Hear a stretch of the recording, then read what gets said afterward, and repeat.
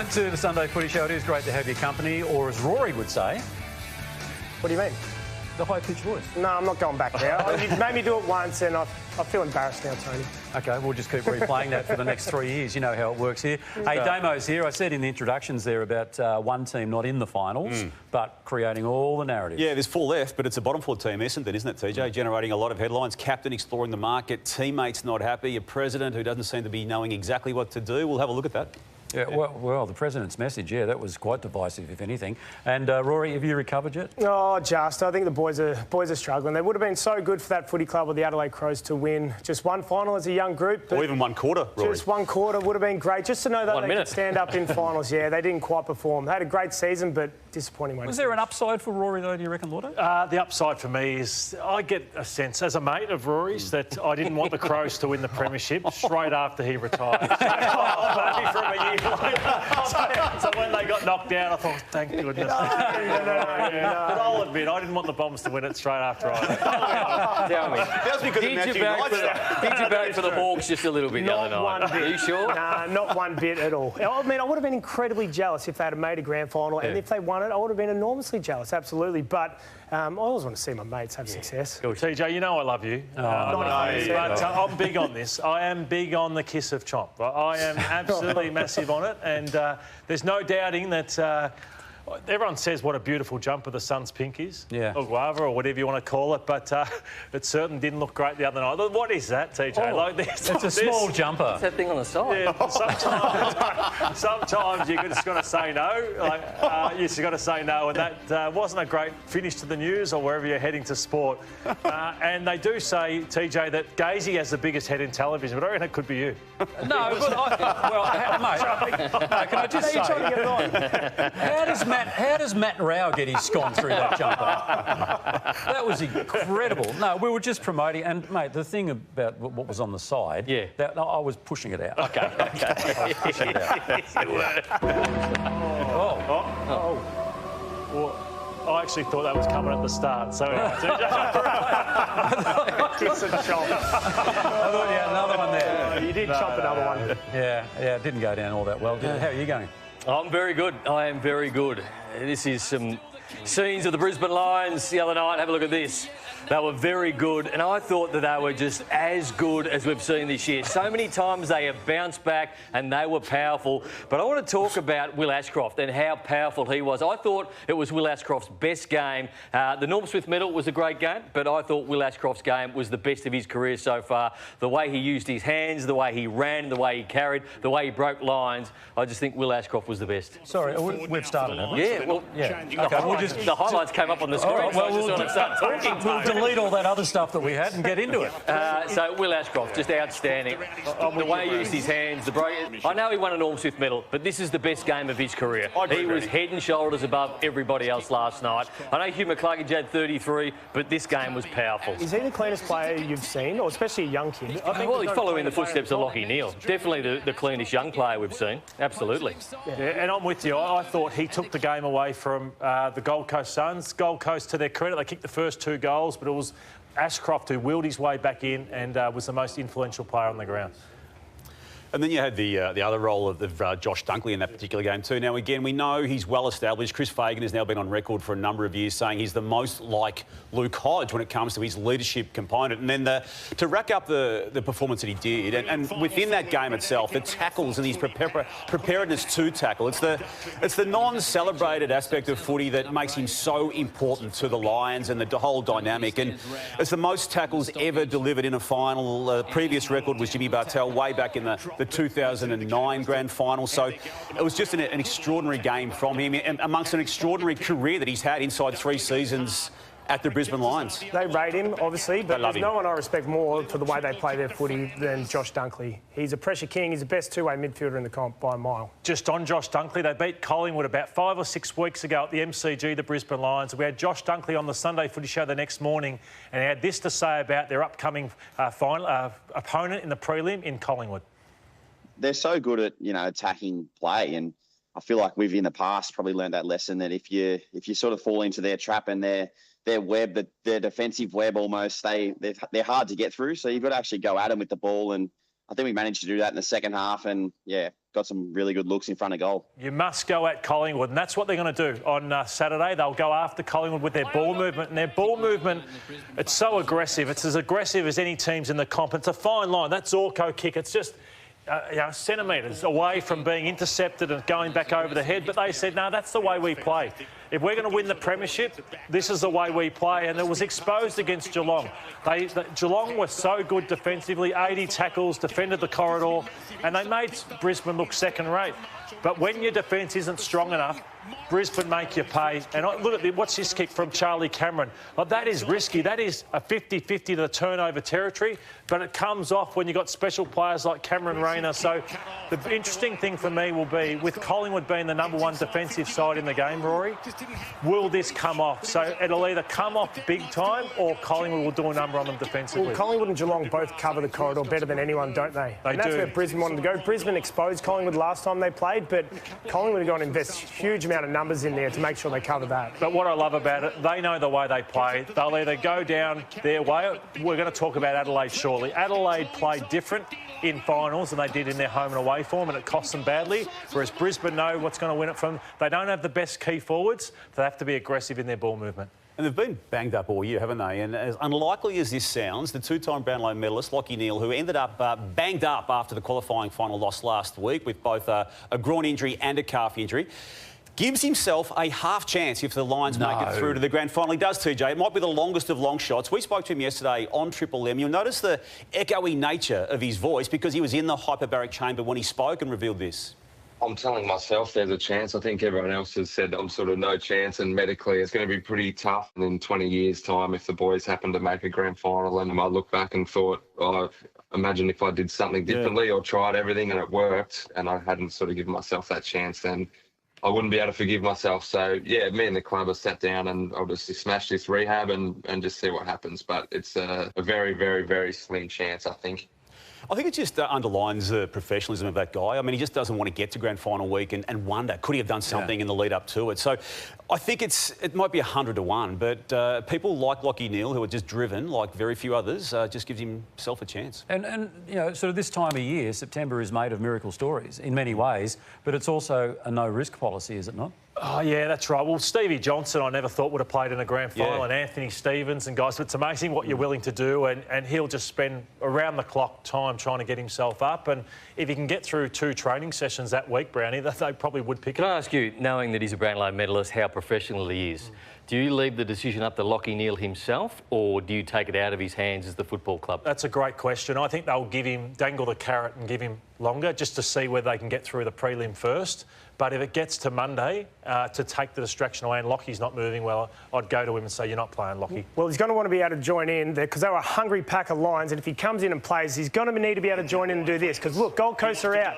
Gold Coast were running in waves. There's 3 Gold Coast players here, and I want to see the effort from, I think it's Sam Marshall here, who's running, pressure. They just never give up on this chase. They're hunting in numbers, and they don't stick the tackles, but the pack mentality they had to make sure they never gave up on the chase and never gave up on the defensive part of the game allowed them to attack like they did Llordo through the corridor and expose Gold Coast throughout the game. What else they did too is we saw this clip before, but look at the numbers that'll get back to support their defence. So you've got Rayner coming into the screen. He's a half forward. Dunkley comes in. We know he's a great two-way runner, but they got their numbers back to support their defence, to then slingshot. And I just don't see the same from the Gold Coast Suns here. It wasn't that same effort and energy to run back the other way in numbers and never give up on that chase. And I think that's what disappoints Damo the most. This one we'll see, Mac Andrew. He's one who didn't give up on this chase. But if you look, he's already run past about 2 or 3, and we'll pause here. There's 1, 2, 3, 4, and I reckon he left one behind back here too. Mac Andrews puts in a huge effort and chase. I don't see the same effort from the rest of the Suns. Were they fatigued? Maybe a little bit. Young side, they did a big trip to Freo and back. But that part of the game, you just have to be ruthless in defence and never give up on a chase in finals. This was powerful for the Brisbane Lions, wasn't it? If it was one word that encapsulated last night, it was powerful. The amount of tackles they broke, Cam Rayner, obviously Ashcroft, it was just a powerful performance and one where the Suns want to get to, and they're probably another year or 2 years away from that. Brisbane have been building. They've won a grand final, obviously, but they've been that powerful side for a long time, and that's where the Suns need to get to or want to get to as well. What I'd say if I was Damien Hardwick was what about Hawthorn? So Hawthorn won a final and then they went to Adelaide and got beaten, didn't they? So What an experience. So this has been the perfect year for them. They tasted finals, they won a final. So next year, I think they'll be anything less than a prelim. It's a big tick, though, isn't it? Massive, absolutely massive tick, yeah. Despite falling away last night. Absolutely. Yeah. All righty, so the Suns are now out of the equation for the premiership, so let's have a look at the roadmap to the grand final, and it is becoming just a little clearer. Yeah, 6 matches in out of this 9-match final series, TJ, the 3 remaining, and then obviously the 2 big ones, prelim finals this week. Geelong v Hawthorn Friday night and Collingwood v Brisbane on the Saturday night to make up the grand final. But I think full expectations, they're going to be 95,000, potentially even more, for both these MCG games on the weekend. All right, let's take a look at Friday night's action. Hawthorn and Adelaide. Through the week, Matthew Nix was asked about straight sets and he said, I'm unaware of that expression. He is now. Absolutely is. And John Newcombe was one person they were going to try and stop. I rate Sam Berry very highly.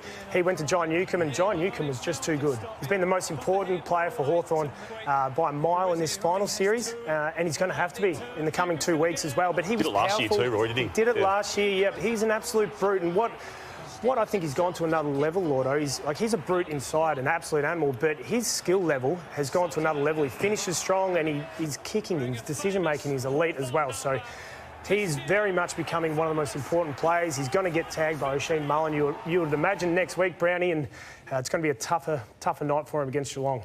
It will be, and I thought Mark Keane had a fantastic year. It was a breakout year, but did he start to believe how good he was? Let's have a look at the first goal. This is 21 seconds in. You've got to body up a player like Jack Gunston. So that looks like an easy goal out of a pack, but you go behind the goals and you have a look right here. Mark Keane just allows Jack Gunston. He's a player, you've got a body. He's a smart player. You cannot allow that in 21 seconds. And at the start of each quarter, this is where Mark Keane made a lot of his mistakes. Now, I'll ask you, Jack Gunston's not overly quick. I'm going to ask you, is this effort from Mark Keane finals worthy, or should he be driving Jack Gunston into the ground there? He sort of just corralled him where he should have been tackling him. Another effort into the pocket over there. Thinks he's got him covered, but he just keeps leading. He keeps leading and allows that kick. Have a look at Rory Laird, put his hands up there going, Mark Keane, what are you doing? This guy continues to lead. You have to body him up. He's not a player that you allow. Have a look at this one. He's still trying to read the ball. Jack Gunston's now 10 metres, now 15 metres away. And I reckon he just got a bit ahead of himself to say, you know what, I'm starting to school the game myself and I can start to do these things. Bottom of the screen there. Now, that's a 50-50 ball. He now should be on Jack Gunston. But where is he? He's now 20 metres off him going, well, what's going on? And then it got worse. This is early, last quarter again. Jack Gunston's peeling back to goal. He doesn't realise that he's still trying to intercept the ball. Sometimes you've got to play on your man. Sometimes there's an option to intercept it. And I just think he got it all wrong the other night.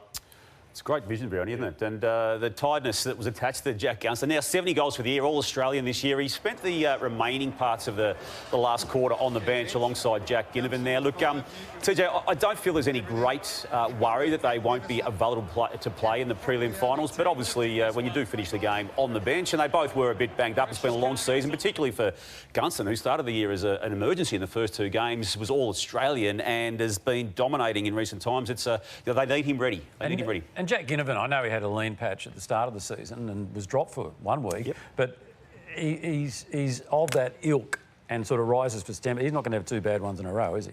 No, and he was fantastic against GWS in the first week of finals when he kicked 3 goals and set up a big lead. Just on the Adelaide Crows, they didn't handle it well. I do believe they choke? They did choke, TJ. They didn't handle themselves well. They didn't bring their best, which got them on top of the ladder. We interviewed Isaac Cumming on 3AW after the game, and he had this to say. You know, we might have been a bit, you know, insular with the way we moved our, with the way we moved the ball. You know, some of our defensive stuff just wasn't the way that we were doing it throughout the season. And I think, you know, there was a little bit of that outcome-based attitude, you know, like obviously it's win or go home. So I reckon there might have been a bit of that. They played not to lose rather than attacking the game to win. And this is a ball movement that doesn't allow you to test anyone. So they played Collingwood last week, had 70 entries, but they were slow entries. So it allowed for Darcy Moore to play the game of his life. It allowed for Maynard and Quaynor and these guys to set up behind the ball. And I would have thought, OK, now it's a knockout final. Take that kick, have a crack, Fogarty. Like, look at the scoreboard. You're down by 13 points. You've got to go. So as the game kept going on, I'm thinking surely the time is going to come where Adelaide are going to pull the trigger and say, well, we're in trouble here. We've got to take some risks. OK, I'm going to roll. I'm going to roll on my left foot, take a risk. look where they end up. So Hinge is looking around. I don't want to go out there. You give them that kick to take them out there because they're not going anywhere with the footy. So they played a safe final series. And then this is Hawthorn. They played with dare, they played with excitement. They don't have our Colossus Riley Thilthorpe in their forward line, so they've got to go quick to allow for wingers to drift forward like Weddle did in this situation. This is made up play. Like, you can't train for this, but this is Hawthorn and Sam Mitchell saying, play with dare, take the game on, run, overlap. It encourages everyone around you to play and carry and run on, and then you've got a Gunston-type forward who loves that ball movement because it's so quick further. Wow, that is analysis. Yeah, and that's what's disappointed them the most is they never actually brought their game style that they played the whole year into a finals campaign. If you lose in a finals campaign by playing the footy you know that works, you can accept that, and that's what the boys probably struggle with the most. We have such high expectations on these players to perform, and that's rightly the case because they are outstanding players. I mean, look, we've chosen 4 names here who did not have finals that lived up to their reputations and what they'd done in the home and away season, particularly the captain, Jordan Dawson. We could have added another 10 to 12 players, but those 4, Dawson, Fogarty, Keys and Walker, all had ordinary 2 weeks of finals, and there's a decision now to be made around Taylor Walker. Rory, have you got an insight into that? We'll take a look at this in deeper effect in the agenda section of our show later today, but do you have a view on Tex Walker next year? No, I don't. I got what I would do, and I'd keep playing if I were him because you've made a finals campaign. It's taken 8 years to do so, but I've purposely avoided that conversation with him just because of my role. All right, as I said in the introduction, there's one team who didn't make the 8 but creating all the headlines, and I've got to say for all the wrong reasons, and that's Essendon. It is, TJ. Obviously, as per Tom Morris's reporting, the captain, Zach Merrett, meeting with Sam Mitchell, and then the strategy of the Essendon Footy Club internally to have 2 players, Mason Redmond with Cal Toomey and AFL.com.au and Nick Martin in The Age there with Pete Ryan and Mark McGowan, both being very critical of Merrett. I mean, it's comments publicly, Browny, that you don't often see, particularly when it's about a captain of a footy club who has now explored the market for not the first time. And then, TJ, you're interested also too in what the chairman of the club, or president of the club, David Barham, had to say. Well, like most people on this panel, I've known David Barham for a long time and have an enormous amount of respect for him. But I read this on Friday afternoon and I thought, this is nothing but divisive. Do you want to read some of it?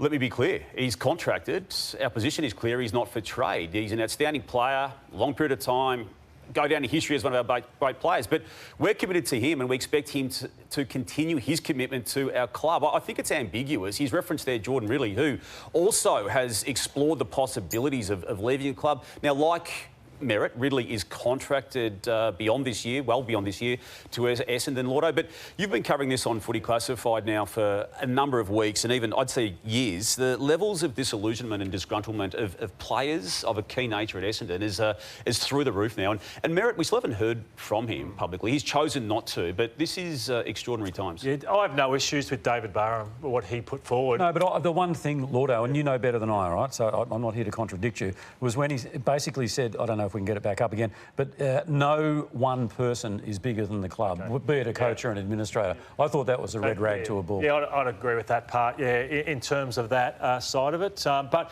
in terms of that, I think they're putting their position forward that if you want our players, you've just got it. They're trying to build, that... give us 2 first-rounders, give us this, give us that. So I think it wouldn't surprise me if Zach's playing for another club.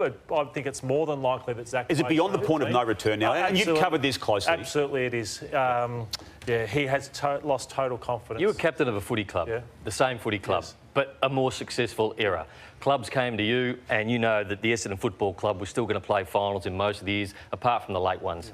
Zach Merrett plays in a different time where he's been promised so much by the club and it doesn't look like a lot has changed. So you as captain of the Essendon Football Club is a lot different to Zach Merrett as the Essendon Football Club. What would you advise him? Well, he's wants out. So he's got to a point where he feels that, yes, you said he was hoping things would change. They never have. He's felt that probably things that he would have liked to have been addressed have never changed. And I think the way it's played out in the last... It's messy and it's only pushed him further away. So it's going to be very, very hard for him. And rightly so too. I mean, 2021 he signed a big long-term contract. New coach came in, promised this is our plan forward. fast forward 4 or 5 years later, we're now in 2025. Oh, look, this is our path forward. We've got to rebuild. I'd be annoyed and sick of it too if I kept hearing the same messages year after year. And absolutely. You want out. You want success. He knows his period's coming to an end, or his time in footy's coming to an end. The next 4 or 5 years, you'd want some success. All right, Damo's agenda later in the program. Also, Llordo's deep dive. As I said earlier, it is Buddy and Dusty on show today. The quiz, you got a theme? I do. I'm just trying to remember. It's just a quiz. That's right. Bloody good quiz. There's 10 questions. Yeah, no, well, look, I know I shouldn't just throw questions at you without notice, but anyway, you have a little think about that and get back to us a little later on. The guy who normally does your quiz for you, James... he's away. Because he had a premiership win yesterday? Yes, for Trentham. Yeah, he did well. He ended up on 97 goals for the season. So great year, just couldn't get close enough. It's not easy getting to 100 goals, TJ. Did he kick any yesterday? He got one. Flight day. Yeah, one. Only 2 touches, but he had a great season. Had a great season, James. We love you. We love you. Yeah. But remarkably, still celebrated last night, not here today. All righty, here we go. I don't know if I want to do mine. It's later in the piece, but I've got to take aim at Tom Morris. But anyway, Damo, kick us off. Yeah, TJ, microphone technique, it's long been a passion of mine. I like to study how people like yourself, TJ, both hold and talk into a microphone. Jake Noel's a favourite. Now, he developed a claw at his time at Fox Footy, and that became celebrated. Steve-O just had an imaginary microphone on this particular occasion. He felt left out, but he had the imaginary microphone, and that was one of my favourites. Now, TJ, you're not immune to it either. You've been doing it for a long time, and you're as good at it as anyone I know. But you had a moment during the week. Tommy Morris had to help you out with this little moment outside. I think it was the MCG at one stage. Yes, it was. During the week. But it's a real test against the Lions, more than they have had for probably the best part of 2 months. I've worked this out beautifully. I've just got no sun at all on me. Thank you, Tommy. Thanks for that, Tommy. And it happens to even... microphone technique. It happens to even the greatest of all time, Lee Matthews. Now, he may be able to walk on water, but he can't talk without a microphone, and he tried to last night. Lee Matthews, what are you looking for in this second half? They got beaten in the first half, Sarah. Oh, brilliant. It's a passion of mine, TJ. We're in good company. Very good company. Hey, TJ, you're a man of the people. Oh, here he we came over to Adelaide. Yeah, he's an absolute man of the people. Have a look at these scenes in Adelaide the other week when Adelaide played Cold. Like, getting around, you can't hear a thing. There's the chompers going. He's, like, everyone loves him. You're embracing it. They're embracing you. You're giving it to the crowd. They're giving it to you. There's a lot of love there. I love how much he gave to that crowd, TJ. It was awesome. Yeah. But not everyone on our panel gives that much to the crowd. I want you to take a look at the great man, Llordo. Yeah, he's getting a couple of selfies here. How you going? He's sort of half engaged, looking for an exit. He's had enough. See you later, I'm out of here. There's still people lining up for a photo, Llordo. And he's gone. He got nowhere to be. Oh, I had to get on here. I had to get on. Still not as good as the time down at Cardinia Park recently when the lady wanted a selfie with me and got you to take the photo. Yeah, I didn't like that. How long does the Channel 9 news go for, Tone? An hour. An hour. So there's around 45 minutes in between the start and when you come on for the sport. Around that, yeah? Oh, yeah, righto, John Logie Baird. Get on with it. And there's a 4 p.m. service as well that they put on. So I know we take the mickey out of everyone on here, and we probably take it out of you the most. Yes. And then you complain about it. But we're only following on from what the news... I thought they could have put this story anywhere in that 45 minutes, maybe even in the 4 p.m. slot, but where they chose to put it was right before the sport. Next time you're feeling a bit stressed about going to the dentist, just remember, could be a bit worse. It was all hands on deck at Melbourne Zoo after 8-year-old lion Zuberi broke a tooth. The operation was all over in just 30 minutes, with Zuberi's new pearly whites quickly chomping away once again. That's a beautiful thing. Now returning to sport, Tony Jones. Look, I'm going to do an audit one day. There seems to be a lot of teeth stories before. That's a big tooth, 10 centimetres, isn't it? Yeah. Big. Yeah. It's not just us, Tony. 45 minutes and that's where they put it. See, we're one big happy family on that news service. We are. No, we are. There's so much doom and gloom, and we just like occasionally just to bring a little bit of levity, Tom and Alicia and Lavinia and myself. So, yeah, that's what we like to do. And if they want to put teeth stories before me, then go for your life. Hey, now, Tom Morris. Okay, has become bigger than Ben Hur these days, you know, sort of chief footy reporter. Breaking big stories. Breaking big stories. Well, the Zach Merrett one, for example.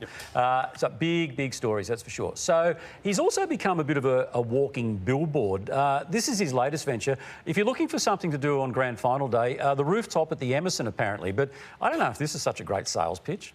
What do you reckon? Chompity chomp or BT? Nah, mate, Tom Morris. Stop scrolling. Watching the AFL Grand Final on your couch? That's un-Australian. Some familiar faces will be pulling up for the game. Trust me, you'll want to be here. Or you can sit on your couch at home. No. Not on Grand Final day. Grand Final day, cheers to that. I mean, does that make you want to go to the Emerson on Grand Final day? As I said, he's become a walking billboard. He's flogging Lexus. He's flogging, speaking about plugging things, the hair. Yeah. So, Tommy, I'd say when it comes to, sort of flogging rooftops, just worry about that one, mate. It's a great lead into mine, TJ, because I think this was nearly a 60 minutes investigation of the issues that you had when the ad occurred selling Tom Morris in 2024. What? Well, what I can tell you tonight, Tom Morris, breaking footy's biggest stories. Chief Footy reporter Tom Morris has the exclusive. Clarkson was incensed by and again. Every player's... Tom Morris has that story. Tom? On air and online. 9 News. Your footy news. So my understanding is you weren't entirely happy with that. There wasn't enough of you, even and even the House Stanner's got the odd look in on the first one. How's he in there? All that sort of thing. I can see the way he's responding. Did he take it to management, did he? He took it to management and said 2025, that is not going to happen again. Right. And it's just been unveiled in the last week or two, and this is the 2025 version. The home and away season is done. The finals are locked in. But the footy news never stops. And we don't just report the news, we break the news. Our goal to bring you footy's biggest stories first. Hang on, before there's a little bit more. And then I went so deep into this that I even got a still shot of even one shot that just resonated with me. Like, you're even taking out Harvey's post in some of it, TJ. So you are the best. You've shown him who the top dog is, and it's Tony Jones. Look, you've got to play to your strengths. Yeah. Okay, and no, he's fine, but you're right, the one a year ago needed to be recut. Is it true you went in there? Yeah. Oh, what's that? You went in there and said you weren't happy with it? No, that is not true. Don't lie. That is not true. No, we're not liars on this desk. We're not liars. I may have said just tweak it a little bit. Anyway, so, well, it is with some irony coming off the back of Tom Morris that I tell you about King's Domain and their hair products. And don't forget, if you're looking to thicken things up a little bit, Damo... Which I need to. Yeah, head on down there to King's Domain. The products there speak for themselves. So... Will Ashcroft will be joining us right after the break. You are watching the Sunday Footy Show. There he is there. Will, give us a wave, mate. Good hair. Oh, it's off tape. OK, we're back soon.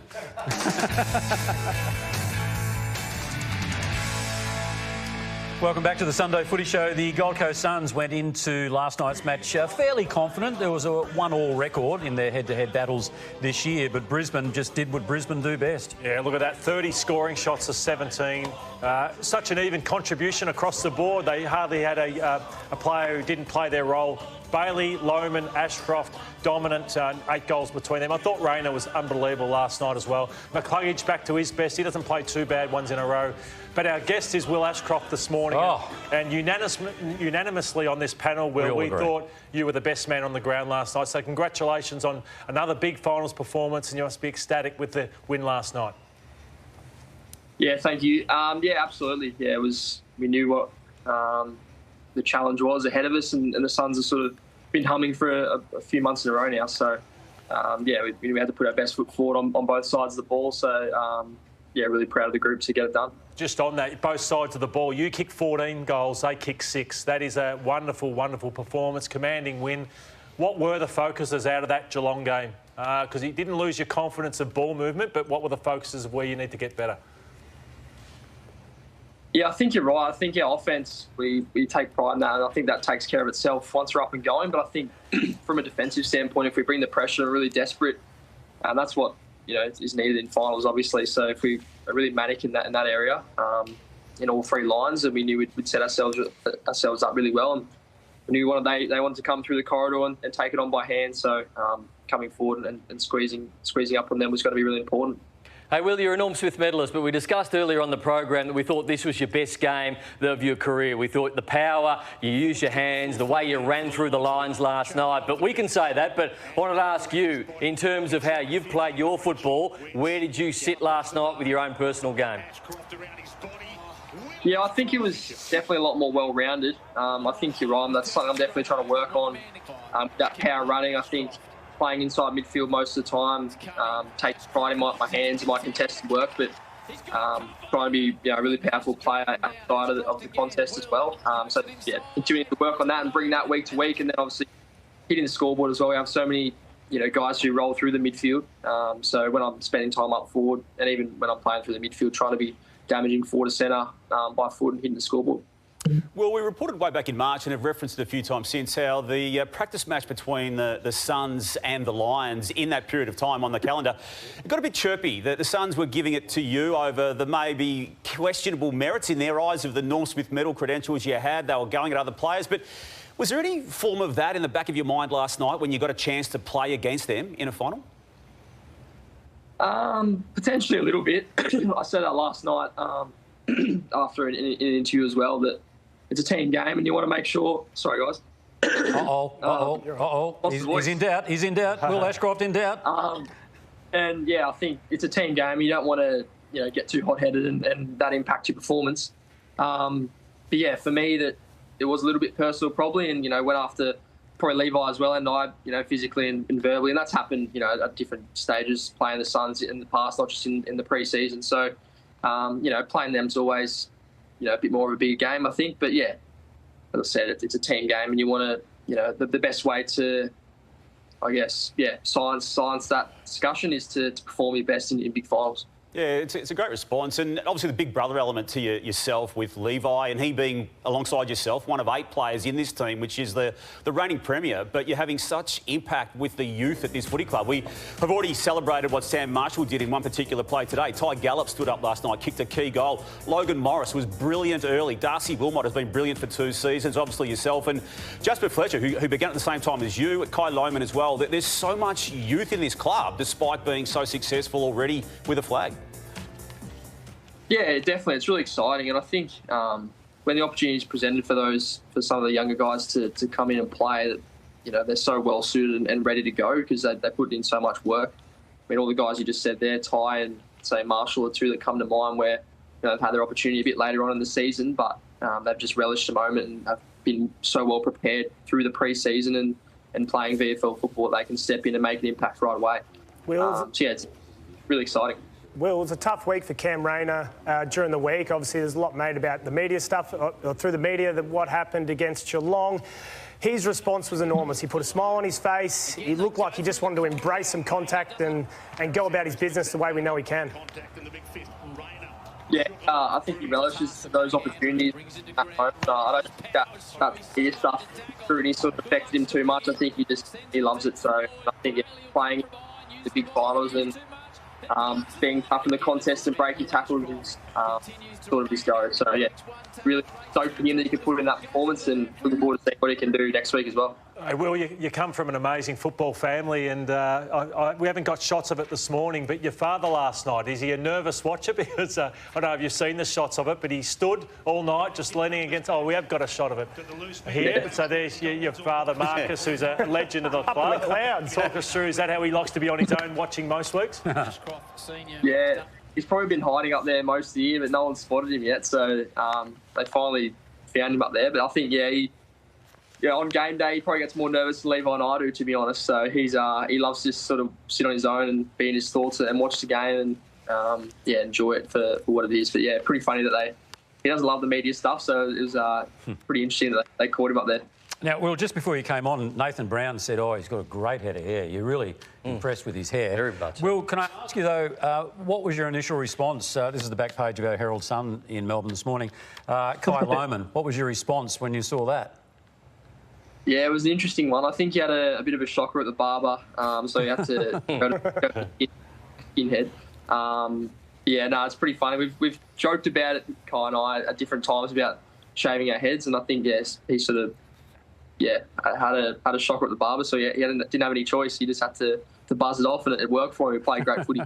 Well, we appreciate you giving up your time, and you get lots of prizes for coming on the Sunday Footy Show. This is the best prize pack in the business.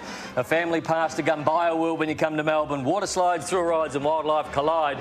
Just be careful of the quackers because they bite. A Hit Fit membership, combined body weight and boxing for a full body workout.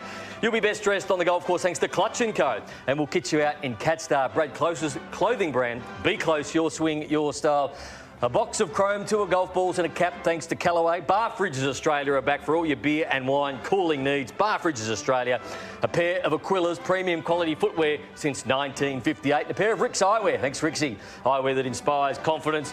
And we love a free meal. Well, Tony does. So we'll give you one at Platform 28 just across the road from the Docklands here and elevate your wardrobe with the latest streetwear style from St. Goliath. 2 pairs of hybrid undies in a mid and a long leg from the Better Collection. They've sewn elastic into the groin, Tony. It's a game changer. And treat yourself, like you always do, Tony, to a batch of Daniel's Donuts.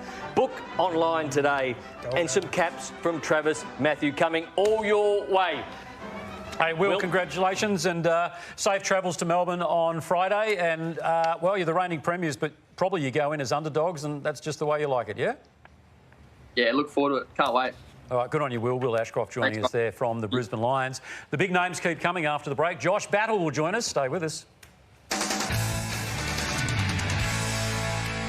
Hello, welcome back to the Sunday Footy Show. A bit of a novelty week for the Hawthorn Football Club. For the first time in this finals campaign, they won't have to travel. They play at the G in Melbourne, and this is why. That is right, and it's going to be an absolute cracking game. Ward was fantastic, probably his best game so far. 31. Newcombe got them started. Warple had 22. Gunston kicked 5 goals, 3. Watson was terrific in the first quarter, but one of the big reasons why they are playing in the preliminary final is this man, the great import from St Kilda, Josh Battle. He joins us on the Sunday Footy Show. And Josh, the first 2 finals you've played at Hawthorn, it must be said, you haven't had to do a lot in the first quarter. Must be good watching when the boys in the forward half are getting off to a good start. Yeah, thanks for having me, guys. Yeah, definitely, Browny. I think, obviously, on the weekend, it was always going to be a tough ask to go over to the Crows and play over there. But, yeah, I think, as you just touched on, then our forwards and the mids got on top of them early, which made our job a little bit easier. Josh, we're just taking a look at some of your highlights from this particular game, but just if you can take yourself back to this time last year as the trade period was upcoming and everyone in footy felt you were going to be leaving and going to the Hawthorn Footy Club. Get to right now, having won 2 finals already, it couldn't have gone any better, I'd imagine, in your eyes. Yeah, Damo, I think it was definitely a tough ask and, you know, I didn't take the decision lightly, but, yeah, I think to be where we are now, I don't think I would have wished to be in a better position. All Australian and now playing in a prelim, so congratulations to you, Josh. Have you been asked to play much different? So can you take us through the differences at St Kilda to Hawthorn and potentially how you're asked to play the game? Yeah, I think, Llordo, I think obviously the different systems, there was always going to be, you know, a bit of an ask to, you know, build the synergy with the different kind of guys in the back half. But, yeah, I think we probably play a bit more of an attacking brand. So that was something that I think me and Tommy Barack had to learn coming across. But, yeah, now to play along the sides of, you know, James Sicily, Scream, some of these guys, yeah, I think we complement each other really well. And Josh, Weddle coming back into the side as well. He fits that attacking mould, which you're talking about. Played more on the wing on the weekend and had a huge impact. Yeah, definitely. Wes is huge for us, and we know, you know, he's a utility and can pretty much put him anywhere, and he always has a massive impact for us. So he's definitely someone, you know, in the back half when you're under the pump, and to have him on the wing to be able to kick it out to him, only 1v1, he's a pretty good option for us. He's a young star, isn't he? You're stacked for young talent. You don't have a lot of senior players. Jack Gunston at the head of that. But I thought Blake Hardwick, his first 2 finals so far. First of all, the job on Toby Green, and then 21 disposed the other night. Wherever he went, things just went well for Hawthorn in one-on-one wins. Yeah, definitely. I mean, Dimmer's so important for us, and sort of marshals the troops down back, and I think, you know, he's getting a lot of recognition lately because, you know, he's so underrated and we have so much confidence in him. And, yeah, he's super important for our team. Josh, the mindset of the Hawthorn Footy Club, it always dreams big. And even coming into last year where it wasn't ruled out the possibilities of going all the way. You fell short, obviously, in a semi-final. You then reach a prelim final at the very least this year. You're trying to add to the list already with the Zach Merrett approaches. Just what's it meant to you, having that aspiration?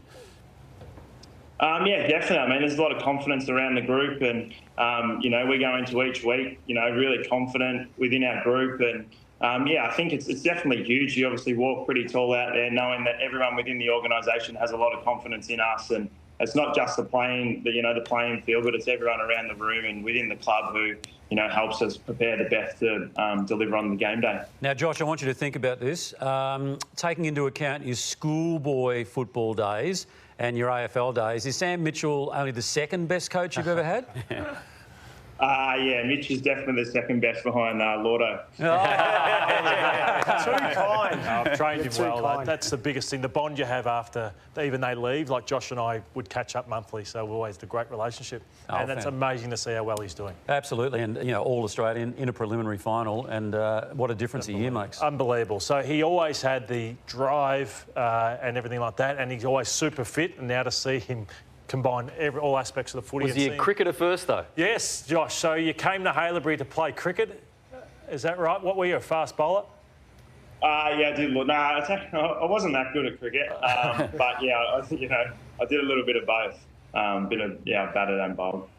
All right, terrific stuff, mate. Well, all the very best for the week ahead, and who knows what the rest of September will bring. So great to have you on board.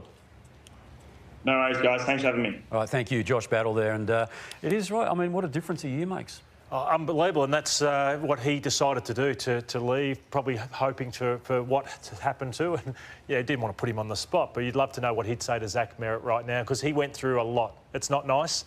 You go through a period where people at St Kilda would say a lot of things about him as well. So, but he followed through, and it's worked out well for him now. Yeah, terrific stuff. Yeah. All right, we'll take a break here on the Sunday Footy Show. We're going to do ochre. Yeah, don't miss it. Don't go to the break, Tony. Right, I thought we were still checking it. Here's Nathan Brown with Media-ocre. The Herald Sun's John Ralph went early with the Sam Draper news this year. Bombers fans sitting at home watching on Fox Footy want to know the status of his contract, Ralphie. Is he going to be in red and black long term? So I can tell you tonight, fantastic news. He will sign at the Essendon Football Club. I think that deal will still be 6 years and reasonable money there. He wants to stay. He loves the city. He loves Brad Scott. Great news for Essendon fans. Only to be corrected this week by the midweek tackles, John Ralph. Let's face it, no matter what they say, Sam Draper is gone and they know it. You're only as good as your production team in this game, as Caroline Wilson continues to find out. I think Eddie was definitely backing Peter Gordon. Well, this is what Eddie said on his Eddie and Jimmy podcast today. Oh, we're not going to play that right now, but he had a crack at me because Fox Footy called every game for the first time this year, putting a real strain on their audio department. To halt the momentum, and they've done that. So Hogan kicks a goal early. The dialect here kicks a goal early, but they've stopped some of the bleeding here. Nixie, we do appreciate it. We thank you. It's actually really good to be here. Better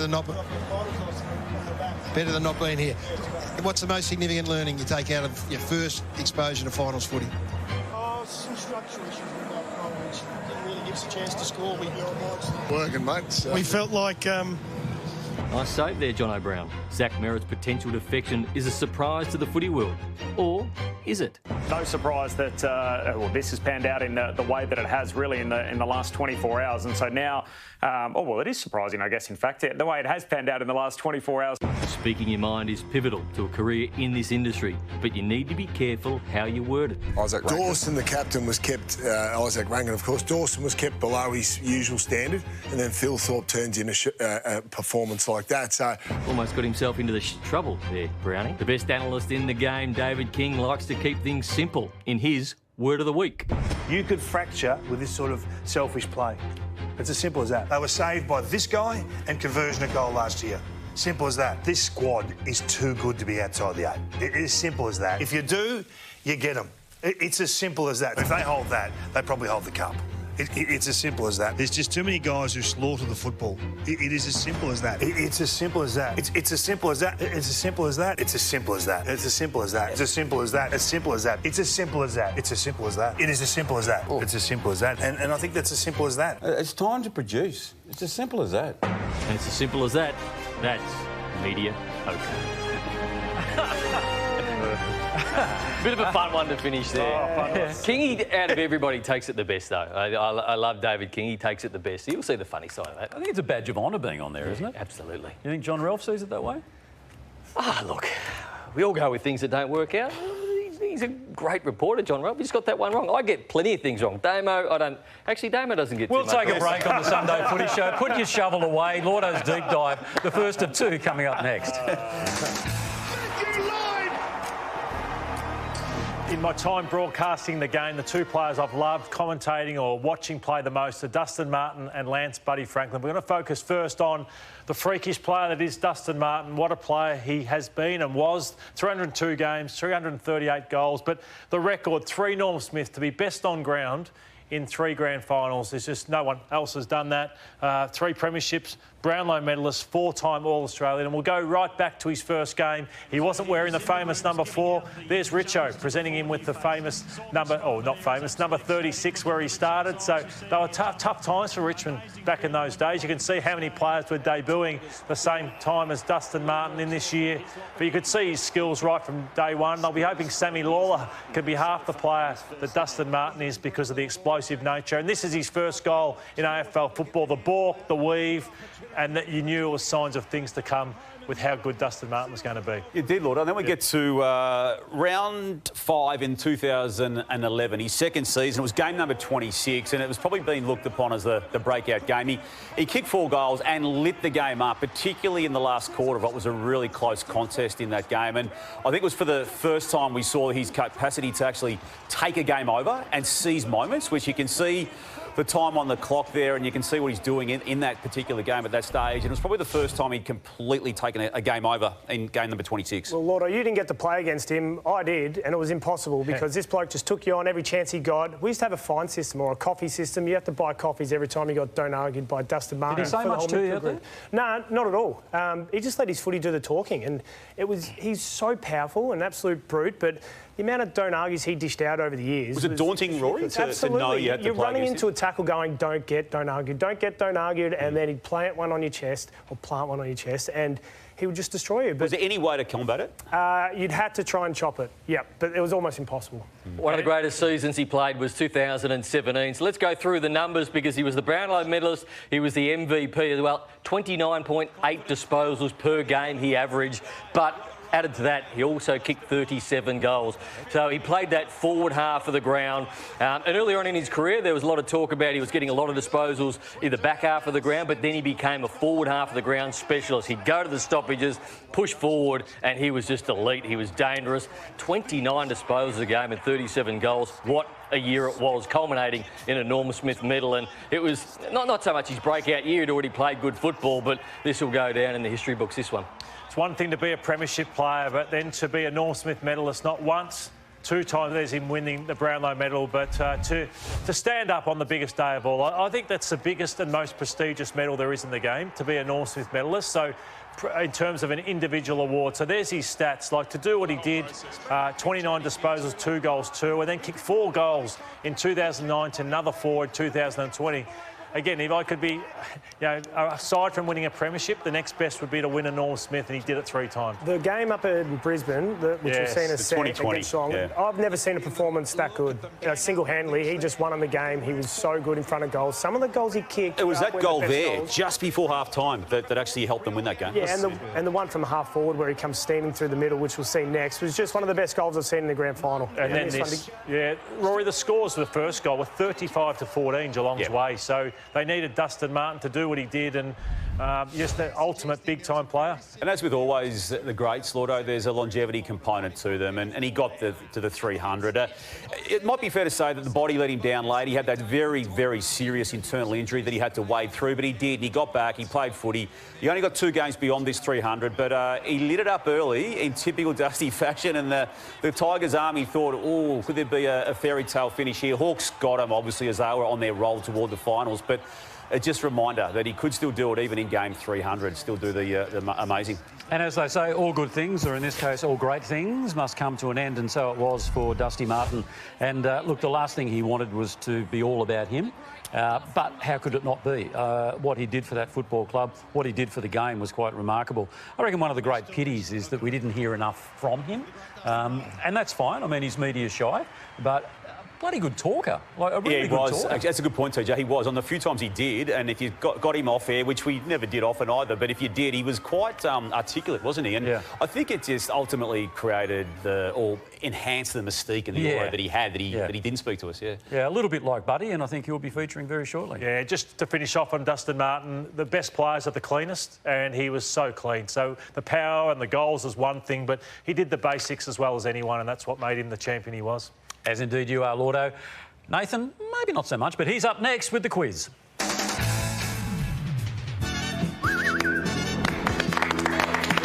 Welcome back to the Sunday Footy Show. Time for everybody's favourite segment, Brownie's Quiz, brought to you by Sportsbet. $500 on the line. Who are we playing for, Damo? Dale Corbett, Lindisfarne, Tasmania. Brownie? Anthony Micken from Greenock, SA. I'm playing for Wendy Borton from Reservoir in Victoria. And I'm playing for Debbie Glamazina from Pearsall in WA. And you mentioned how James normally helps me, but he's not here today. It was a quiz written like he wasn't going to be here as well. So there's a lot of changes to his quiz today. But looking forward to having you back next week, James.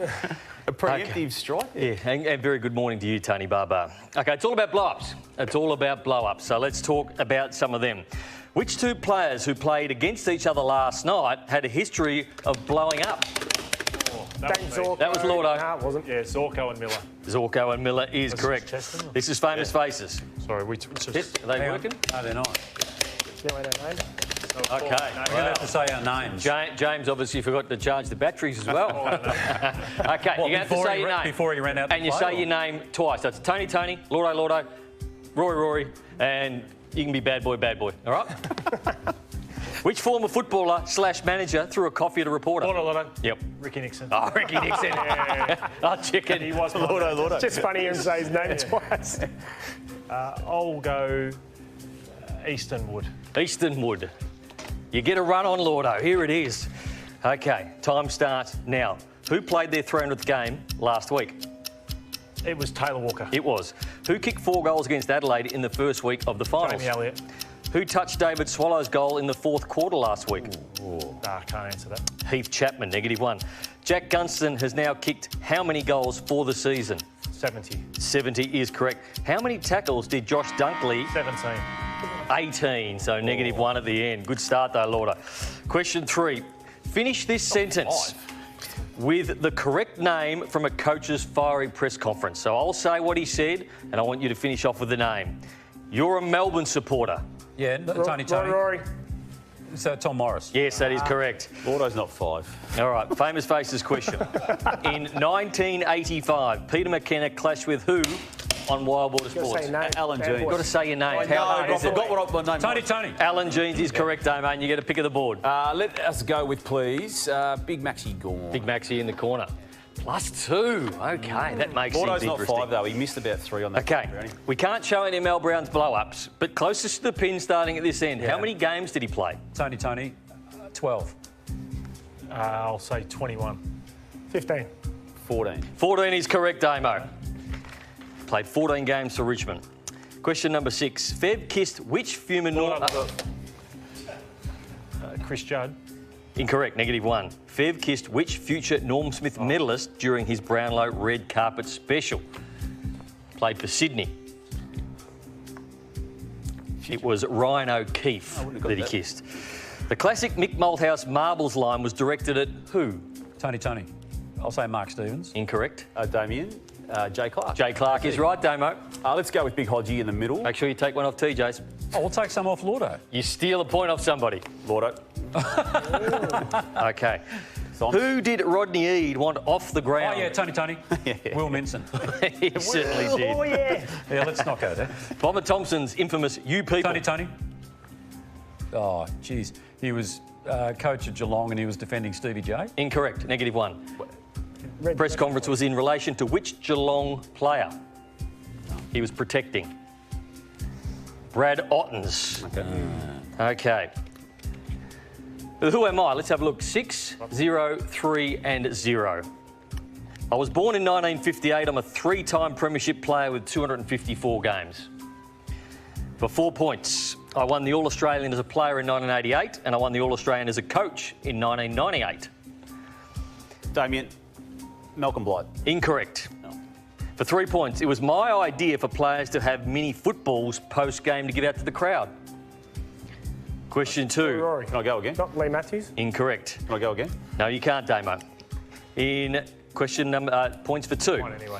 I can't handle when players get a pat on the back for a good effort. Llordo. Rocket. Incorrect. I'm famous for saying the words, I'll spew up. Tony. Yep.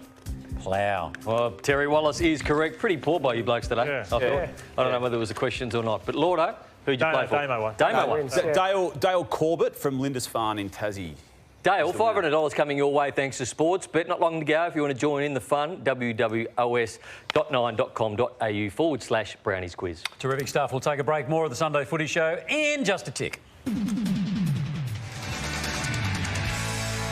Welcome back to the Sunday Footy Show. It's Sunday agenda time. On Friday afternoon, the Melbourne Football Club appointed Stephen King as coach, TJ. It was a come-from-behind victory because Nathan Buckley had long been considered the front runner for it. The intrigue around Buckley now increases because of the involvement potentially that he's got as soon as this week with the Tasmanian Footy Club. Now, the Foxtel coverage on Friday night had Nathan Buckley saying this. I was asked that question. I said I needed till Wednesday morning. I'm meeting with Tassie on Tuesday, and I needed a little bit more of an insight into that process and their timeline before I was able to make a final sort of call on whether I was willing to step into the Melbourne role. There's a couple of other things. When you look at the process, it's happened really quickly from Monday morning, too quickly for me, and that's fine. It's a fascinating backdrop, Llordo, to how this unfolded with the Melbourne Footy Club. They wanted him to be part of it, and he was. He was interviewed earlier in the week, but as he quite openly revealed there, was not prepared to commit to Melbourne without knowing what Tasmania has to offer. Now, there's no licence officially. It's a provisional licence that the AFL's given to that particular club, and Brendan Gale has clearly got into his ears and mind enough for him to say no to Melbourne while this is still open-ended. Yeah, I think Melbourne did the right thing because if you've got a person presenting but they're not sure what job they'd like to take versus the other 4 who are saying, I'm all in, I want this job, I think Melbourne did the right thing rather than wait. Or Nathan want to present to him, how would the other coaches feel if they know you're the second? Just like draft night where you want your number 1 draft pick to feel like they're the one. I think they did the right thing, Melbourne. And Rory, Stephen King now has to get to work pretty quickly because there's an upcoming trade period and there's been a lot of unknown around players at Melbourne. It happened last year in the trade period. Christian Petrarca, Clayton Oliver, even Jake Lever, Stephen May. Decisions need to be made, or at least indicated to be made with his imprimatur now. He's got to get out to those players straight away, and those players will want to see him and probably understand his game plan and his plan for the footy club as well. That's just as important. Players will want to reach out to him to make sure that they're all in on what he's going to present as well. But he's staying at Geelong until the end of the season, isn't he? He is, Stephen King, he is. Browny, depth is such a key when it comes to this time of year. Hawthorn is without Will Day. They did have, until yesterday, potential access to the great Look away Bruce. if you've got a weak stomach. It's a good point, TJ. We're going to play it. We'll play it once. But this happened in the VFL yesterday while Luke Bruce was playing for the Hawks against the Bulldogs. And, look, we're yet to get an official diagnosis from the Hawthorn Footy Club, but it was serious enough for him to be taken off the ground. And with an extraordinary career that he has had, 550-plus goals, 300 matches, you just hope that he's going to get a diagnosis that has him at least in consideration, given that both Jack Ginnivan and Jack Gunston finished the game on Friday night on the bench. He'd be lucky that bent back the wrong way, didn't it? But he'll go down as one of the greatest small forwards of all time. I think top 3. I think there's been many better than Luke Bruce when he needed to perform on the big stage. Top 3 of all time. Of all time. Yeah. I mean, it's such a hard position to play, and Luke Bruce has done it so well. Stephen Milne, over 500 years. Eddie Betts. So I reckon those Phil three. Matera gets lost in these conversations. Phil Matera, you throw him in there, but Luke Bruce, in terms of premierships and goals when it mattered as well, I'd have him right up there at 1 or 2. Yep. Rory, we touched on this before. We'll just delve into it again now. Taylor Walker's time in the game. Is there a 2026 season to be added to an already glorious career? 300 games, he reached that last week. And look, he was probably their best player in the first of the 2 finals they played. He didn't impact, though, on the weekend, and there's a big decision to be made now around do they continue with him and Fogarty and Thilthorpe in the same forward line? I think ultimately it comes down to what he wants to do. Every time you just think he might be done, for whatever reason, he finds another way, and it's through it's not through whatever reason, it's through his professionalism, diligence to how he trains and brings that energy to the game. But that leadership he provides, the Adelaide Crows still need. I think we saw that on the weekend. They still need these leaders around the footy club. So if I was Tex, I'd go again. but I'm not. So ultimately, it comes down to how he's feeling and what he wants to do next season. Yep. And TJ, I've never been critical of Bailey Smith at any stage of his relatively short time in the game, even with all the off-field problems he's had. But I was this week. The exchange he had with the photographer there at the Geelong Advertiser during an open media session of Geelong Football Club training. And for someone who I feel has been able to and almost encouraged staged paparazzi shots up there on the Gold Coast and other aspects of his life, to have that exchange with that particular photographer in that context, I thought it was a really poor look and one that I think he needs to properly apologise for. Now, he has sent a text message to the photographer in question, but I just don't think it was a great moment for him in an otherwise extraordinary season where he was All-Australian in his first year as a Cat. Are you surprised the AFL basically threw their hands up and said, not our problem? I am, because they have come down on Bailey and others for daring to even playfully throw a bird to either an opponent or a member of the crowd in an opposition sense. And that, to me, it does come under the social responsibility charter and the respect and responsibility charter that all players in the AFL and officials in the AFL system abide by and under. Now, whether they're just buying time and working out exactly what they do, but we haven't... What time, Damo? Why haven't they addressed it? This happened days ago. They put a full stop on it. I feel they could have and should have, and I don't know how they... Why haven't they? I'd have to ask them. I haven't asked them the question, and I will, because I think it needs to be inconsistencies of the AFL again, so inconsistent. People throw your hands up and go, why? You seem pretty strong on it. You think he should be sanctioned? Well, just in line with everything else where players have been sanctioned. I'm not privy to what he said, but it's a female doing her job as well, and she's absolutely first place to be there. But if it's a male, do I think it's different? I think it's different speaking to a male in that situation. I think you've got to be more careful when it is a female, and I think the AFL need to look at it stronger. Well, it wasn't a great week for the club, because the story also came out via Mick Warner, I think it was, about Chris Scott having to apologise to a female member of the AFL staff. So, you know, if I heard it once, I heard it half a dozen times since then. If it was Toby Green, right, the AFL would have acted. Nothing surer. They would have come down him like a ton of bricks. Damo, good work, mate. We'll take a break. You are watching the Sunday Footy Show. Don't forget, I haven't forgotten, don't forget that the Footy Show Grand Final My Room Telethon is on 7:30, Thursday, 25th of September, live here on 9. Now, you've got big music acts, AFL superstars, and, of course, the real heroes. That's the brave kids and their families. 7:30, Thursday, September 25, live right here on 9. And if you want to do your bit, you can enter the My Room Children's Cancer Charity Raffle and win a Mitsubishi ASX ES 5-seat SUV. You can scan that QR code you see on your screen there. Tickets are $25 each. All money raised goes to kids and their families who need it most. All right, we'll take a break. You are watching the Sunday Footy Show.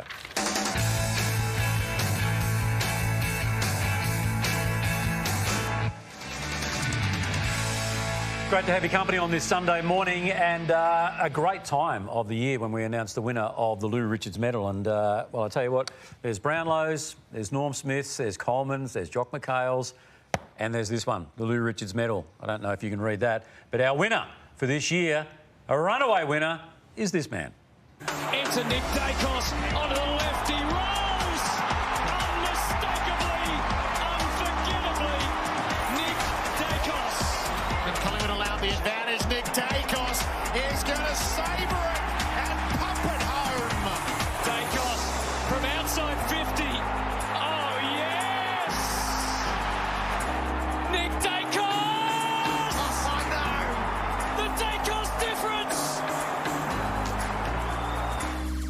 Yes, thanks, TJ. Alongside me is the Lexus of Blackburn sales manager, Joe Deneef, and the great Nick Daicos, who is the winner of the Lou Richards Medal this year. Player of the Year. Congratulations, Dakes. Before we get to you, Joe, what's he won? Yeah, thanks, Tom. Nick, congratulations, mate, on your fantastic year. Lexus of Blackburn are proud to present you the keys to your all-new Lexus LBX. Wow, that's an amazing car, and you must be very excited to drive this pair of wheels, Nick. No, absolutely. Very humbled. So thank you to the Sunday Footy Show and Lexus of Blackburn. What does it mean to you to be in such a steamed company now? You've beaten out some good players this year.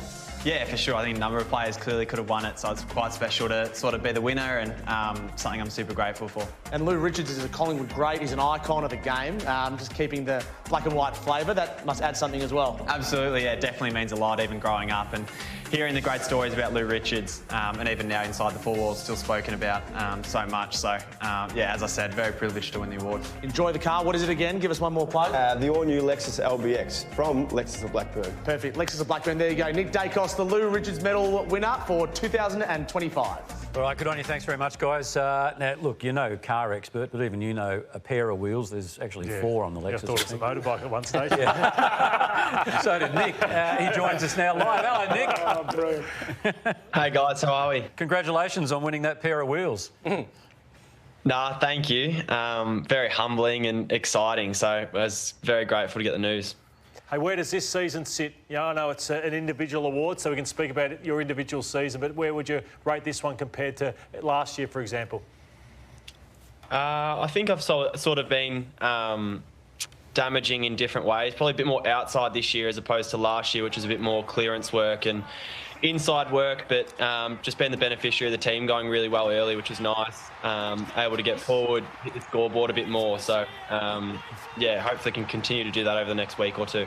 Have you noticed the heavy tagging back in vogue more this year than what you copped the previous couple of years? It probably comes and goes. I had it a fair bit last year, but then to start this year, I probably had it every week, which didn't faze us because we were winning every week. But I haven't had it much in the second half of the year at all. So for me, it's just been about how I can continue to help my teammates and be there for them when they need and how we can manipulate it as a team. Hey, Nick, you're the biggest name in the game. Like, you're a very humble man and you're a star, you know, and everyone loves the way you carry yourself. But how do you go about handling Nick Daicos mania? Like, what are your interests outside to keep yourself going, you know, from one day to the next? No, I think I always come back to gratitude, and Fly's been really big on that for all of us. We're living out our dream and we've got such a platform to make an impact. So anytime I feel a little bit of pressure or stress, I always try and come back to that. And then one of my outlets that I'm working on at the moment is a clothing brand I've got going with Josh, which will be an activewear brand named System. So that's been super exciting. That's sort of given me a bit of balance outside of football and been a bit of a release. Anytime that, as I said, football's gotten bit serious or a little bit consuming, I've sort of had that outlet this year, which has been nice. Nick, Llordo asks you the question, how do you handle Nick Daicos mania? More importantly, how do you handle Peter Daicos mania? He's everywhere. He's everywhere these days. He is. I think he's loving how the Pies have gone this year. He's so passionate about the team. Like he always says, he loves supporting Josh and I, but I think he just loves seeing Collingwood going really well as well. So he made the trip up to Adelaide and he was first to greet us in the rooms, giving us a big hug. And no doubt he'll be first in the rooms on the prelim in a couple of weeks, regardless of the result. So it's always really nice. Nick, maybe a month ago, Bobby Hill may have been 100-1 to play again this year. Just listening to Collingwood players talk about his availability with the personal issues he's wading through. It's probably into 15-1 now. Is he a chance to play in this prelim? Yeah, I think he'd have to be a chance. Obviously, it's in Fly, the coaching staff and the strength and conditioning's hands. But he's been turning up to training lately. He's been training really strongly. He's just been his energetic self, which I think is the main thing that we want to see. We want to see Bobby happy, and we know he plays great footy on the back of that. So, as I said, he's been training really strongly the last few weeks, and no doubt if he gets his opportunity on Saturday, he'll be ready to go, which is exciting to think. So in your eyes, if he does complete all training requirements this week and everything else attached to the preparation, that in your eyes, as a senior player, that he's gets signed off for selection? Yeah, I think it's a balancing act. Obviously, the team's going really well. Had a great win over in Adelaide last week, and you don't want to disrupt the team and the flow of the team, but at the same time, the calibre of player that Bobby is, you'd be wanting to bring him in at any chance. So I guess it would be the strength and conditioning staff, when they think he's done enough training and a big block of work, he'll be ready to go. So it'll be super exciting. I know as a midfielder looking up and seeing him in the forward line, you always just feel confident kicking it anywhere near him and he'll get it done. So hopefully he's there on Saturday. Well answered. Yeah, very well answered. Mate, going back to that Adelaide game, it's the best performance I've seen from your midfield group. The most well-balanced, yourself, Ned Long, Jordan De Goey, even your brother came in there for a look too. But that's the best line performance I've seen from your group all year. Was that a huge focus coming into the last probably month of footy to make sure you guys are playing solid team footy? Yeah, absolutely. We felt like if we could win it out the middle against Adelaide, we'd give ourselves the best chance. Obviously, we wanted to avoid their big marking key forwards, so we wanted to win it out the middle. And I think second half in particular, that third quarter, Geordie, Ned Long, Pendles, they were all winning it out the middle, and Darcy Cameron was huge in the ruck. So it was something that we probably let ourselves down with a little bit when we played Adelaide a few weeks ago in the home and away season, but we came in with a focus in the finals that we want to win it out the middle, and we're going to have to do that again against Brisbane. So, yeah, we'll get to work this week on that. All Collingwood supporters will be hoping that Jeremy Howe comes back for the prelim. Have you got an update for them? I don't have an update. Once again, I think it will be probably a decision on Thursday from the coaching staff. But he trained on Friday, trained so strongly, did what Howie does always, which was intercept mark and then hit all his kicks. So he looked like he was moving really strongly. And I think, once again, similar to Bobby, any time that we can bring the calibre of player like that in at this time of season, it's obviously a huge boost, especially with his experience too. So no doubt Howie will be fit and firing and ready to go Saturday. All right, what does an AFL superstar do on a sunny Sunday like this? A little bit of recovery this morning, just making sure my body's right for the upcoming week. And then, as I said before, working on the clothing brand that we've got coming up, which has been good fun. And what was the name of that again? System. System. Thanks for that, Tony. That's another plug. What was that, sorry, mate? Thanks for the other plug there. That's good. No, that's all right. No, and Rory's jumped on board as your PA. Do you think you'll give us? Will you give Tony some of that gear to show in our show? Sure. Tony's a good, passionate pies man, so he'll be first in line to get some stuff, I'm sure. Yeah, active wear, is it? You say? Active wear, yeah. Bike. Yeah. So training, anytime you're doing running or gym, anything like that. Yeah, I might have to re-gift that. All right, good on you, Nick. Good to talk to you, mate, and all the very best for the coming weekend and maybe the one beyond. Thanks for having me, guys. Appreciate it. Anytime at all. Nick Daicos joining us there. Now, all supporters have some form of emotional baggage, don't they? Even players have some form of emotional baggage. They do. Well, our very good friends at Mitchell & Ness have actually done a survey of emotional baggage, and these are the bags. So this one that's been put in front of us, for example, is the Essendon Football Club. It's a massive bag. See that Sydney Swans one? That's actually made out of sails from yachts. So they've put a fair bit of thought into this. These bags are one-offs, but they will be auctioned during the grand final My Room Telethon, which, as I said a little earlier, was 7:30 on the Thursday before the grand final. So on the board for emotional baggage, on the ladder, St Kilda comes in at number 1. It has been a long time between drinks for him, TJ. Yeah, no, Carlton and Essendon 3 and 4 surprised me. Sorry? Where's North? North Melbourne. 6. North Melbourne. They should be higher. Carlton and Essendon should be higher. Yeah, you chuck Adelaide a bit higher too after recent times. Yeah, this must have been done a week ago, that one. But anyway, so there it is. That's the emotional baggage. Mitchell & Ness, check them out online. They've got something for everyone. And these bags are something to behold, believe me. And they could be yours on the grand final My Room Telethon. All right, a deep dive is coming up next. We had Dusty before. Well, Buddy's coming up next. I had the pleasure of playing against Lance Buddy Franklin when I was on my last legs. He kicked 10 goals down the other end of the ground. It was an unbelievable performance. I had the best seat in the house as I was about to be retired. But Buddy kicked 354 games, 1,066 goals, 8 All-Australians. His consistency was phenomenal. 4 Colemans and 13 times the leading goal kicker across his 2 clubs. Ironically, he obviously debuted for Hawthorn against the Sydney Swans. Dusty wore number 36 when he started. 38. And Buddy wore number 38. But they took him top 5. They knew he was a special talent. Don't know if they knew he'd be this good. Look how skinny he was there. But had the loping left foot, and this is one of his breakout games, just that goal-kicking shots on the run, which we're going to take a look at soon. But Buddy was unique. I don't know if there's been another player ever like Buddy Franklin, the way he played the game. Wasn't the best contested mark, Damo, but he had absolutely everything else. Yeah, he did, Llordo, and he was part of that famous draft in 2004 that ultimately set the Hawks up for the premiership success that was to come. And in 2007, it was quite an extraordinary season. So that was his 3rd season of football, and we could see then the player that he was meant to be and was about to become. So he kicked 73 goals in this particular year. That's inclusive of 2 finals that he played. And that also year, Rory, this is before your time as a Crow, but that was the year in which he kicked 7 goals in an elimination final at Marvel Stadium to win this game for the Hawks. They got through to the next week.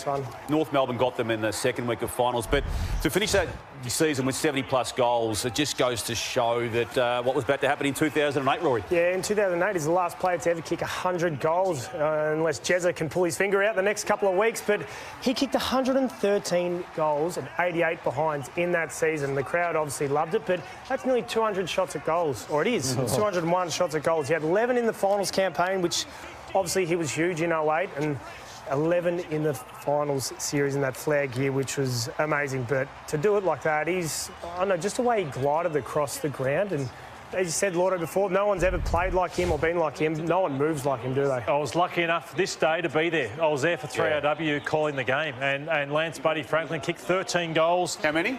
13. but we get that shortly with Anthony Hudson, where should see how good his 12th goal is. So they won by 115 points against North on this day. And he was putting this is goal number 12.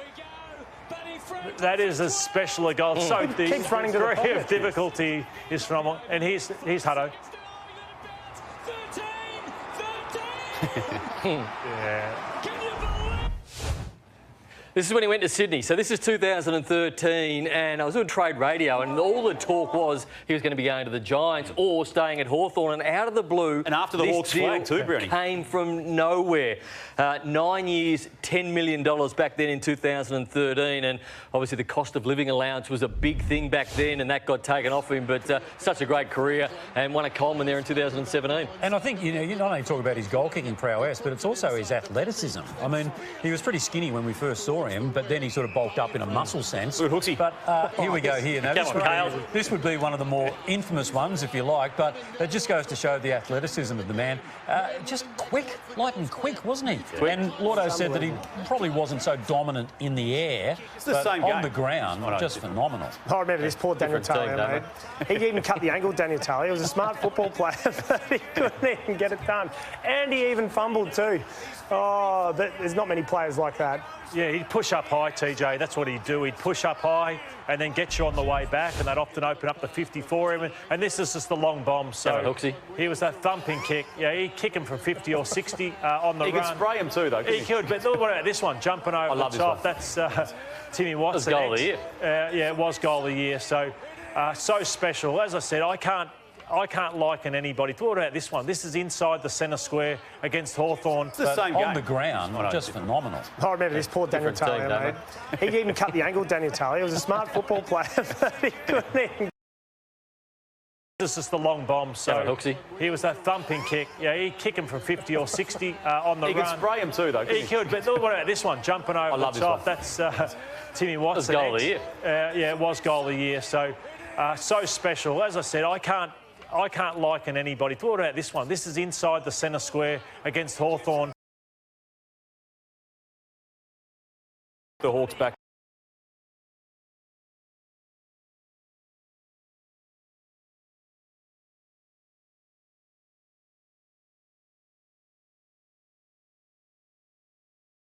Most iconic moments in footy is that head, sit down and get out of the way of 1,000 goals for someone at the SCG, Lance Buddy Franklin. Everyone stormed the pitch. I wish I was there for that moment. It would have been an incredible moment to be part of. We got the photo of Gil McLachlan. That was unbelievable when Gil McLachlan was just standing up there as if to say, I don't know what to do here. But it's amazing to think he got to that point, because when he signed that mega deal, I was like, there's no way he's going to see that deal out. And he did, and kept added a year to it. And added a year to it. So, Llordo, unbelievable play. I know you hate bringing it back to yourself, but what's it like when you're actually in the middle of a throng like that on the field? Oh, it's scary at times. You don't want to fall over. But the euphoria, I love that he enjoyed that moment. He celebrated, didn't he? He got right into it. He was proud of what he achieved. And just last thing on his professionalism, he wasn't a great set shot for goal either. But they say Jason Dunstall went down to try and help him. They put posts on either side trying to say, you've got to run through them and kick straight. And the first kick he knocked all the posts out of the ground. And so I think, but by the end of it, he became a beautiful kick for goal and one of the best there was. Yeah, well, I tell you what, that was sensational to relive those highlights again. We'll take a break on the Sunday Footy Show. Jess Webster with a look at AFLW. The Magpies are on the move, apparently. Make the most of the cooler months with a winter retreat at Langham Hotels and Resorts. In Melbourne, Sydney or the Gold Coast, enjoy a room upgrade, buffet breakfast for two, bottle of sparkling and late checkout. The Langham Melbourne, a proud supporter of the Sunday Footy Show.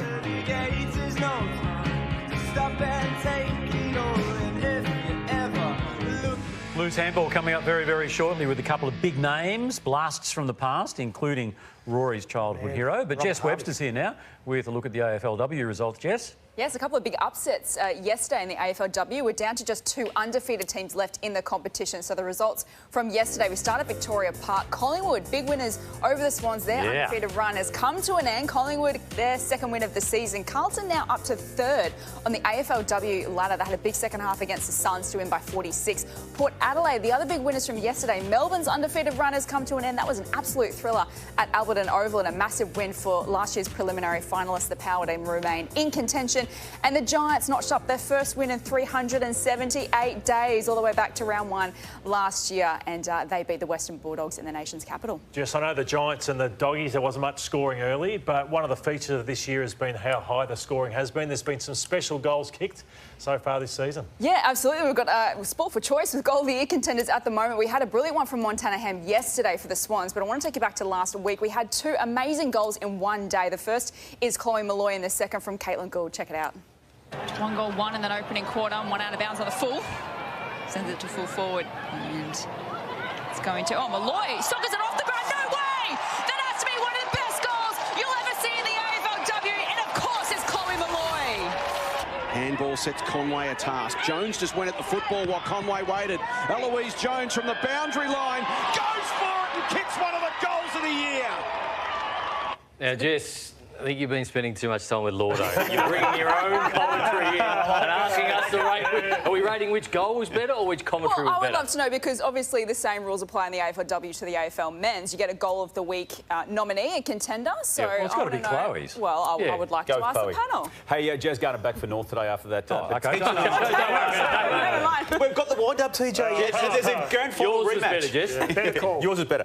Grand final rematch. Old No winning grand final team has won the rematch. Yeah, in the 10 years of this a quirk in the AFLW competition. No Premier in 10 seasons has won the grand final rematch the following year. So a massive game in Brisbane today, which is Brisbane up against the Kangaroos. The Kangaroos have won a record 16 games in a row, so that's a massive game. Hawthorn and Adelaide, the other big one, down at Frankston. Hawks are undefeated, the only team alongside the Kangaroos yet to drop a game this season. But a massive Sunday of AFLW. The ladder's really starting to take shape, TJ. Absolutely, even at this early stage of the season. Good on you, Jess.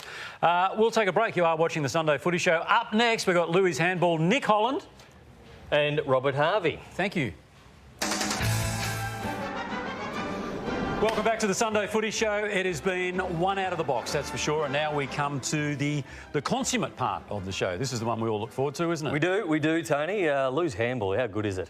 Unbelievable, and it's even better when you get... superstars. Yeah, superstars. From yesteryear. Oh, OK, you can do the intro. No, actually, Rory. We've got a bit of a fanboy moment happening over here, Rory, so you do the introductions. Yeah, no, I'm a massive fan of Nick Holland, obviously. Unbelievable Hawks player, but Rob, Harvey, I think I told him when we played the Vic game, but one of my all-time favourites being a Saints man, so it's good to have Banger on the show.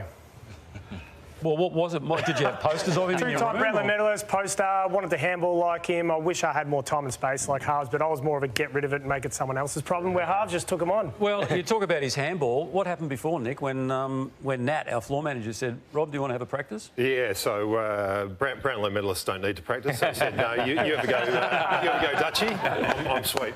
Yeah, all right. How are you going anyway? Yeah, no, I've done my practicing and I reckon I'm a good chance to come second. And the T-shirt there, you're... yeah, this is the Hawks. The stage is set for the finals. We've obviously come from nowhere. Sam Mitchell's got the group playing really well together. They're bonding. 2 tough trips away to GWS in Sydney and then across to Adelaide, and it was great being there. Beautiful atmosphere. The boys are all up and about and looking forward to the preliminary final. As a player, you were part of the Hawthorn past, but right now you're a senior executive of the current group. Yeah, general manager of legal, so not so much involved in match day, but off the field. And that's one of the good things at the club. They've had this one club mentality, and so everyone who's involved, from the janitor at the club to the CEO to James Sicily, it's all involved, and it's all getting the players on the field and chasing that premiership. So you hands-on with contracts, obviously?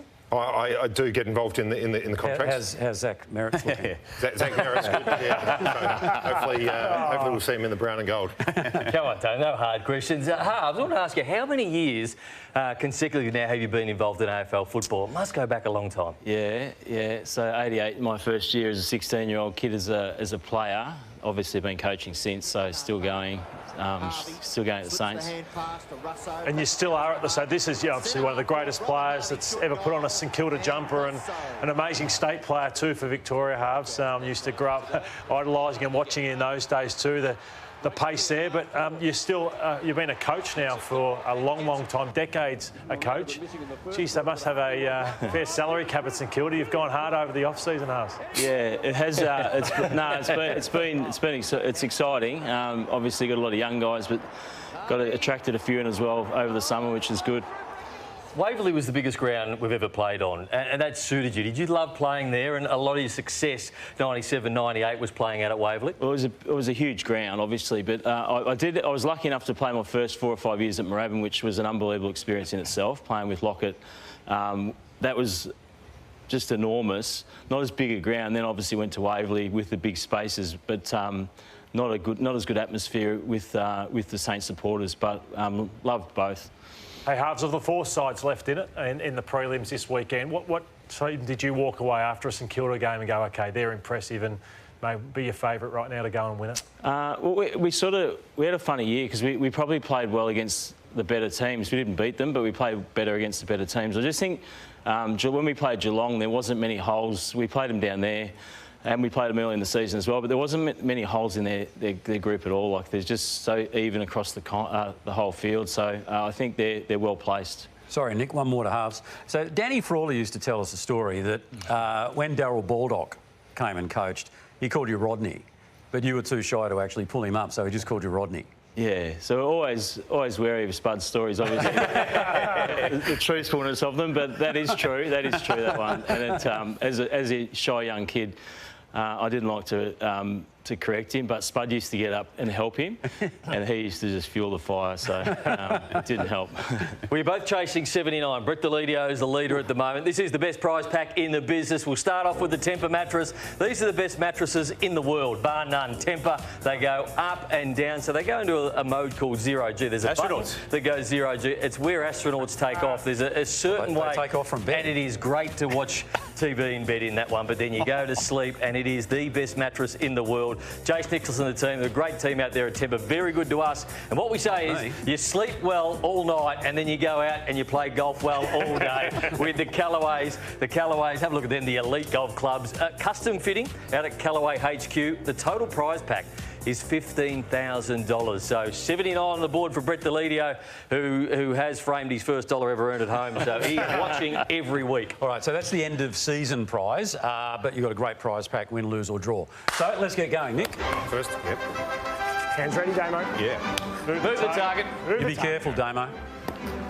7. Early call, Llordo. 7. 14. 7. 21, very consistent. Solid start. Is that a 5, Rory? No, it was a 7. No, 28. Definitely a 7. Jeez, Llordo. Rory jumps in the front of it. 35. 35 to Holland. 7-5 to 35. Robert Harvey, hands, two-time Brownlow medalist. Starting on the left. 7. 7. 7. 14. 7. 21. Damo. 5. Oh, 26. 5. Oh, 31. So Nick I Holland reckon that was a 7. has got a 4-shot lead. Okay. Left hand now. 7. Solid, Dutchie. Just throw the balls at me. 42. Yeah, just send them in there. 49. 7. 56. There's a bullseye coming. Yeah. 7. 63. Oh, let himself down late.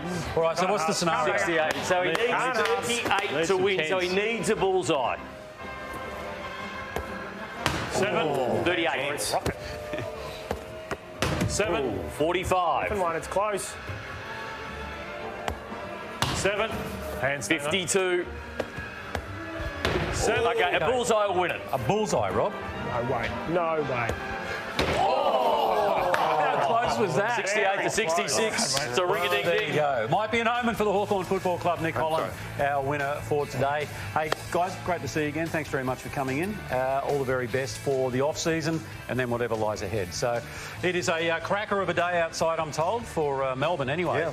So what do we say? Wherever you may be, may the sun shine on you today. 22 degrees, Llordo. Beautiful. Yeah. Well, that's in Melbourne. In Melbourne.